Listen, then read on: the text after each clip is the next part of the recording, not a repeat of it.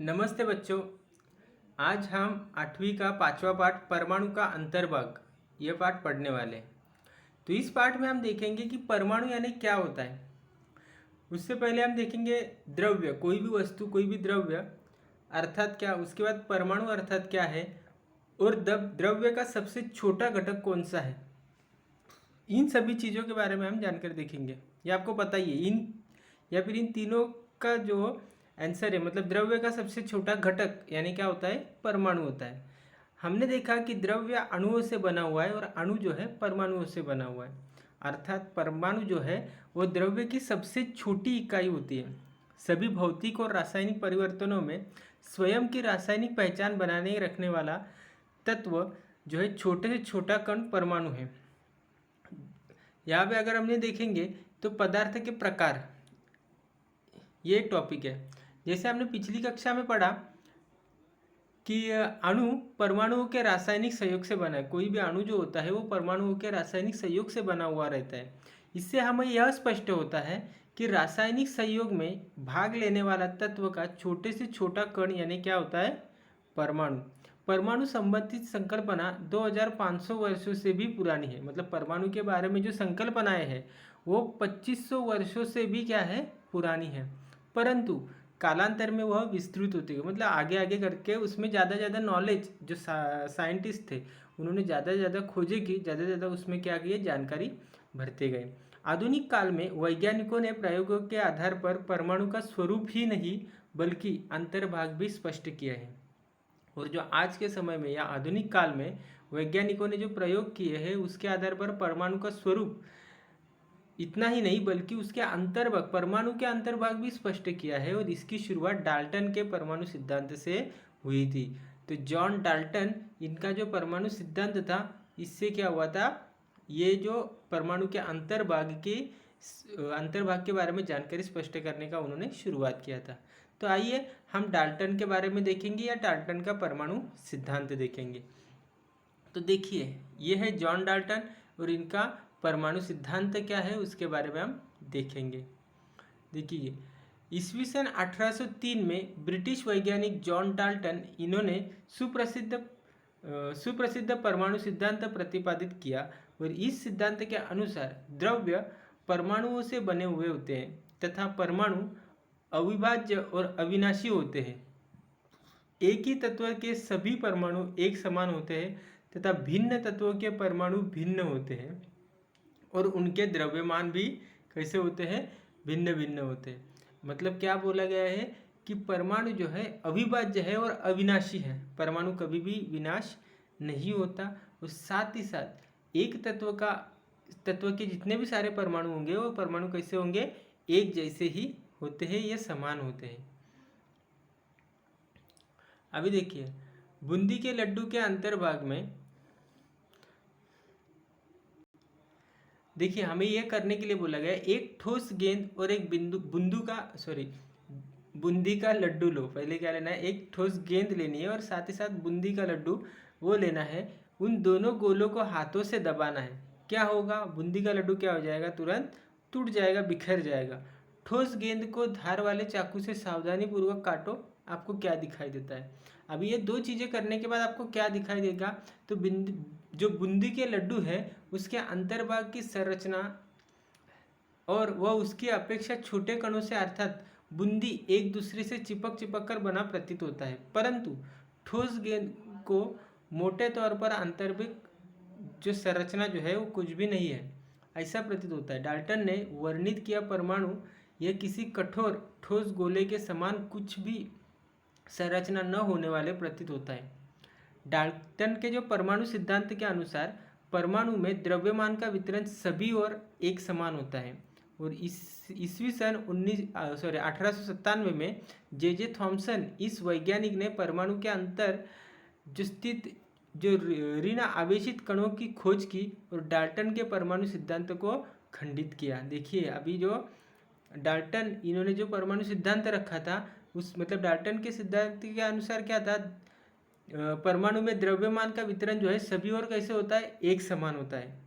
Dalton का क्या सिद्धांत था कि परमाणु में जो द्रव्यमान होता है वो उसका वितरण सभी और एक समान होता है। लेकिन ईस्वी सन 1897 में जो जे जे थॉमसन इस वैज्ञानिक ने जब अपना सिद्धांत रखा, तो जे जे थॉमसन इस वैज्ञानिक के अनुसार क्या था, इस प्रयोग के अनुसार उन्होंने दिखाया कि परमाणु के अंतर्भाग में जो स्थित ऋण आवेशित कणों का भी क्या किया, द्रव्यमान हाइड्रोजन परमाणु की तुलना में 18,000 गुना कम होता है, और इन कणों को आगे चलकर इलेक्ट्रॉन नाम दिया गया। आगे चलकर उनकी खोज की, जैसे जे जे थॉमसन की खोज के बाद जो छोटे उससे भी 18,000 गुना, मतलब कुछ हाइड्रोजन के परमाणु वगैरह अलग अलग, मतलब जैसे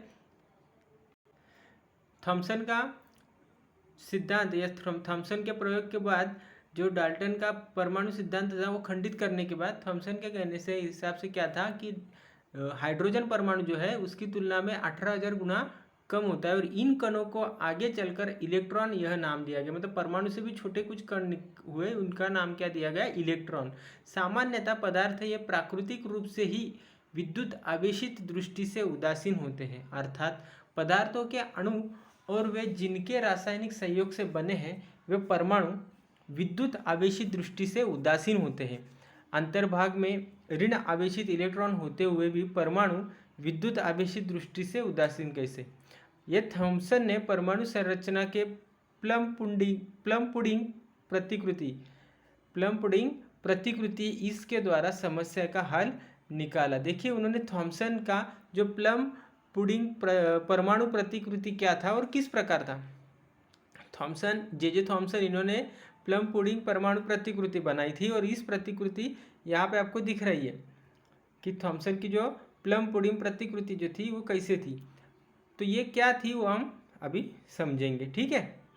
तो देखिए परमाणु संरचना का पहला प्रतिकृति अर्थात थॉमसन ने सन 1904 में दर्शाया हुआ प्लम पुडिंग प्रतिकृति, इस प्रतिकृति के अनुसार परमाणु में सर्वत्र धन आवेश फैला होता है और उसमें ऋण आवेशित इलेक्ट्रॉन स्थापित होते हैं, और फैले हुए धन आवेश और धन आवेश का जो है संतुलन इलेक्ट्रॉन पर स्थित ऋण आवेश द्वारा होता है, और इसलिए परमाणु विद्युत आवेशित दृष्टि से उदासीन होता है। क्या बोला गया है कि परमाणु जो है संरचना जो है, पहली प्रतिकृति थॉमसन ने 1904 में रखी। इस प्रतिकृति के अनुसार क्या था कि परमाणु में सर्वत्र धन आवेशित फैला होता है।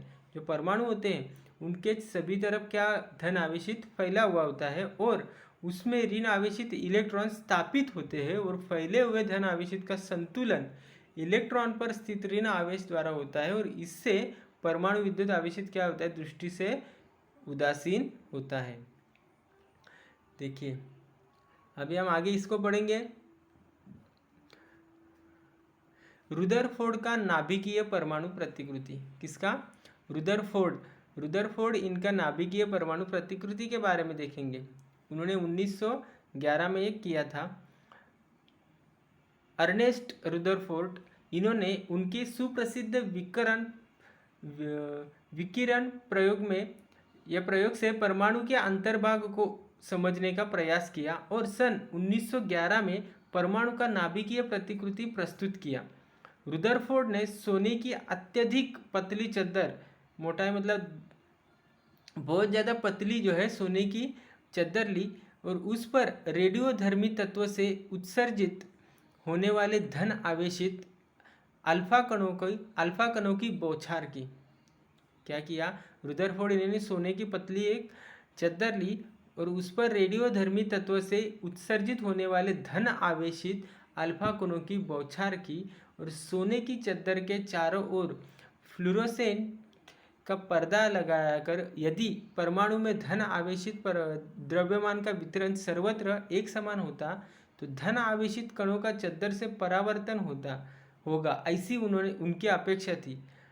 अनपेक्षित रूप से अधिकांश अल्फा कण पन्नी के आर पार सीधे चले गए। कुछ अल्फा कण मूल मार्ग से न्यून कोण पर विचलित हुए, और उससे भी कम अल्फा कणों की अधिक कोण पर विचलन हुआ, और आश्चर्य अर्थात 20,000 में से एक अल्फा कण मूल मार्ग के विपरीत दिशा में परावर्तित हुआ। देखिए उन्होंने जो रुदरफोर्ड इन्होंने जो विकिरण का प्रयोग किया था उसकी रचना यहाँ पे दिया गया। यहाँ पे अल्फा कण है उत्सर्जित किस तरह से किए, फिर सोने की पन्नी उन्होंने कैसे रखी थी और उसके ऊपर बौछार करने के बाद किस तरह से अल्फा कणों का जो है उत्सर्जन हुआ, ये सभी जानकारी यहाँ पे उनके प्रयोग के द्वारा पता चली। तो बड़ी संख्या में आर पार गए कण यह दर्शाते हैं कि उनके मार्ग में कोई भी रुकावट नहीं थी। जो बौछार हुई मतलब बड़ी मात्रा में जो आर पार गए जो कण थे, उससे यह पता चलता था कि उनके बीच में कोई रुकावट नहीं थी।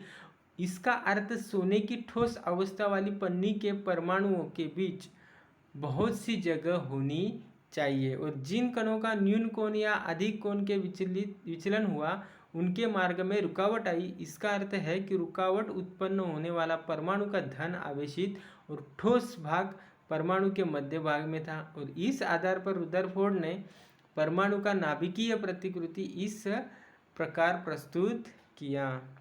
देखिए यहाँ पे रुदरफोर्ड यानी में रुदरफोर्ड ने जो नाभिकीय परमाणु प्रतिकृति जो थी वो इस तरह से उन्होंने अंदाजा किया कि जो चद्दर है यहाँ पे जो राउंड में दिख रहा है वो सोने की चद्दर है जैसे, और उसके ऊपर जो अल्फा कण उनके बौछार की थी, तो जो जिसकी उनके बीच में जो भी धन इलेक्ट्रॉन वगैरह नहीं आए वो वहाँ से क्या हो गए, वो अल्फा कण आगे निकल गए और जिनके बीच जहाँ पे भी कोई रुकावट या इलेक्ट्रॉन्स आए वहाँ पे वो क्या हो गए, दूसरी दिशा